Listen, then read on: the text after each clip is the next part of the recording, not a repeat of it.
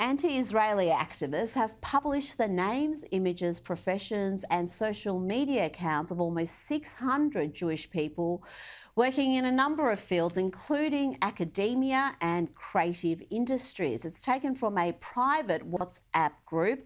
The mass doxing came as Victoria Police confirmed it was already investigating potential criminal breaches relating to this WhatsApp group. Joining me now is journalist and writer Julie Szego. Julie, you were one of the names on that list. How do you feel about that? How do you feel about being doxed? Look, yes, my name was on the list, Rita, and my God, I never thought that I'd have to be speaking about lists of Jews being drawn up and released in Australia in 2024. Yes, I was a member of the group, not a particularly active member of the group, and might I say I'm not speaking on their behalf here now.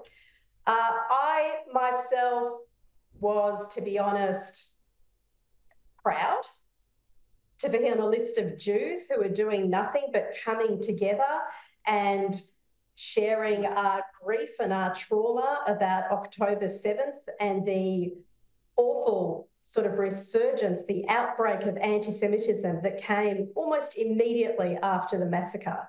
But obviously there are people who have suffered very greatly as a result of this doxing. As you know, people who have lost their businesses, who have been forced to move to another suburb.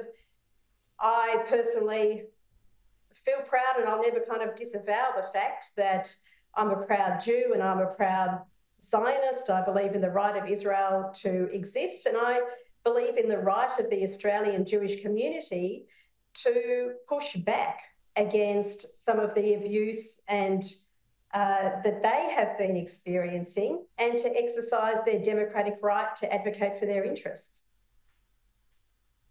Now, I'm not a Jew, but I am a Zionist, and that has become the most misunderstood word. It's become a dirty phrase almost. Do you think there's just mass ignorance about what Zionism is, that it just means that you believe in the right of Israel to exist and to defend itself? Because it's now thrown around like a slur. It is, and I think that you're right to some degree. There's ignorance about it. To be a Zionist, as I am too, is really just to, at its minimum, to believe in the right of the Jewish people to self-determination, the right of Israel to exist as a Jewish democratic state. But these days, really, if you just put the word Zionist there instead of Jew, you can say almost anything. It seems the sky's the limit in terms of the kind of tropes that you can put out there, traditional anti-Semitic tropes, to the extent that we have seen a member of the New South Wales Parliament, Jenny Leong, member of the Greens, talk about Jews and their tentacles in social justice movements, as if we are a sinister people always working towards some nefarious purpose. This is just anti-Semitism that, you know, I thought the world had left behind, certainly the Western world. Now, the Herald Sun reported on Friday that Jewish families and businesses were leaving the inner north of Melbourne due to the climate of hate and hostility they're facing. Many in that Jewish community, Julie, lean left themselves. Are they particularly shocked that people they considered to be allies turn out to hold such ugly views towards them? Absolutely. There's an incredible amount of shock and disbelief, hurt on this WhatsApp group. As you said, it's a group of creatives. I don't know why I'm on it. I'm not particularly creative, but creatives and academics.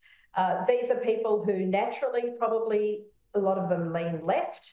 They certainly have a range of views on the conflict and Israel's assault on Gaza.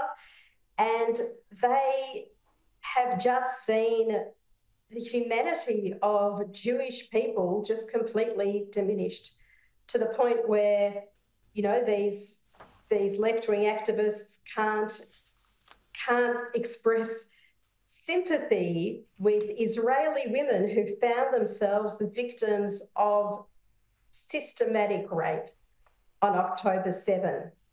They can't even bring themselves to accept that that happened and to express the necessary condemnation. I mean, we're in a place now that just beggars belief. Julie Szego, thank you so much for your time this evening. Really do appreciate it.